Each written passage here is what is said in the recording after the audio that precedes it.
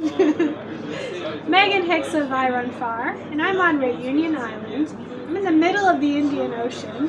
I'm with Spain's Emma Roca, who is racing the Grand Réunion in a couple of days. Hey. Hi. I'm here. I just arrived. You made it. You just got here. Mm-hmm. You took a red-eye flight from Europe. How are you feeling? Very excited, a little tired today. Sure. Because it was a long flight, 11 hours and 2 hours from Barcelona to Paris and then Paris here. And also the trip coming, the heat, because now in Talló, the village where I live, it's 7 degrees. It's getting cold. Yes. Yeah, winter's coming. Winter is coming, so we are sweating again.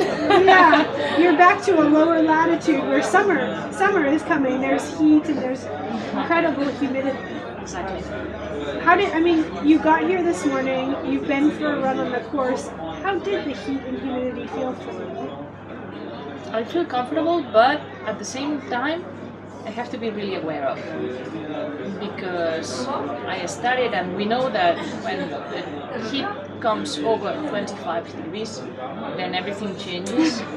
And so you have to be really aware of taking care of yourself, good drinking, electrolytes, good food, and be careful about gastrointestinal problems. Be careful for the stomach. Wow. It's very common. It's waiting for you in the heat, isn't yes, it? Yes, exactly. Like Western states. You can repeat the question. Sorry. So we're just going to edit that part, so yes. There's going to be a cut. And the last time that we saw you was at Hard Rock a couple months ago, where you had an excellent race. And then things have been kind of quiet on the Emma Roca front. Mm-hmm. But it sounds like in talking to you just a moment ago, this has been intentional. Yes, completely. After some research with the Summit project, we saw that the body is tired. And after an ultra race, you need more time than expected to recover. So the ideal time is 3 months between 2 ultra races. Okay. And I did some tiny races, some vertical Ks, just to take some speed, but just train, relax, rest. Well, work at home, 3 kids, everything. It's a full-time job. It's a full-time job. But from racing, I've been out because I wanted to run in La Réunion, and then I wanted to arrive fresh, but not only physically, also mentally. Yeah. I want to eat the race. And this is a sensation that you have it when you rest properly. We have talked with you on camera before about the Summit project, but for viewers who haven't seen those interviews, can you just refresh us on what Summit project is in that research? Yes, we are investigating what happens to your body when you are running long races, but in many ways. Physiological, cardiological, genetical, and how the nutrition, the resting, and the training affects all these parameters. Okay. So you're studying ultra runners, people yes. who are doing these long races. Yes. And this kind of research is not done in a No. lot of places around the world. I mean, in Western states, Dr. Hoffman have been doing many research about hyponatremia, all this stuff. And in World Tour in Mont Blanc, they are starting a line of research and very interesting. And now we are some groups all over that we are taking the information and we are giving the people some items that I think that they have to read and they have to apply. We have to do homework before doing an ultra race, and the people don't do it at all. Okay. So let me ask you, has this approximately 3-month break, are you arriving fresh physically and mentally? Was that enough time for you since Hard Rock? I think so. Yeah. I hope so. But also there's another ingredient, that is the new shoes that I'm testing, and now I am running with Ultra. So for me it's an adaptation, longer than expected. Yeah. And I started to run after Hard Rock, and right now I'm adapted from perhaps from 0 to 8, 10 hours, but I don't know what happens after 10 because you change completely the style of running. So I'm 43 years old and it's longer compared perhaps that if I would be younger. So just to kind of clarify, since Hard Rock you became an ultra athlete and you've been converting to the zero drop foot atmosphere. Exactly. But I have a lot of cushion with Olympus, so I feel the same as Hoka when you touch the rocks. Right. And also I feel comfortable and I feel stable with the feet wide in front, but I change my type of running. I just don't go with the heel.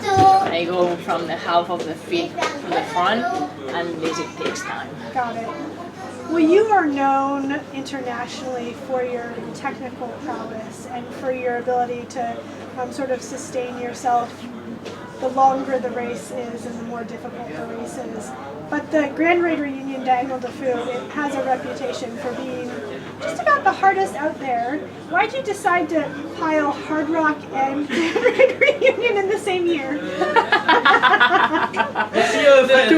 The two biggest and hardest. Yes. Well, it comes.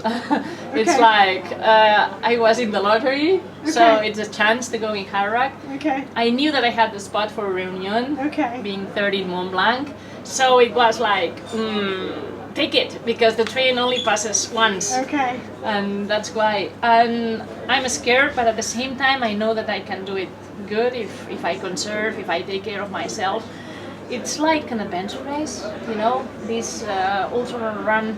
It's technical, 2 nights, really steep, not easy, and we can have many problems, so who knows.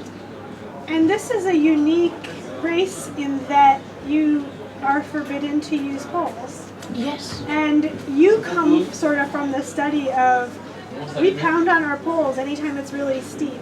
Have you been practicing without poles, or how do you approach a race as big as this without poles? I didn't practice at all. Well, while I train in my home, I don't use poles. Okay. Only when I go to Mont Blanc, to Hard Rock, and I use them. So I think the stairs would be hard. Okay. Uphill without poles, because downhill you don't need them. Right. You are really out of.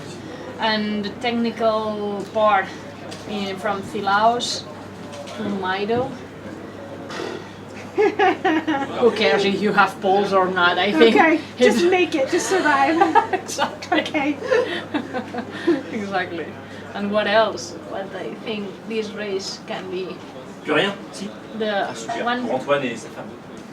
One problem at night for me when the terrain is technical is that while you are looking for something that you have to take care, that you have to take or to eat, you can easily flip. So you will slow down, perhaps you have to stop, and this will make you sometimes not to take care of yourself as expected, or sometimes to stop.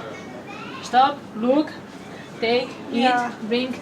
So it will be really complicated to combine speed, to combine a good pace, and to combine to taking care of yourself at night and with the technical terrain.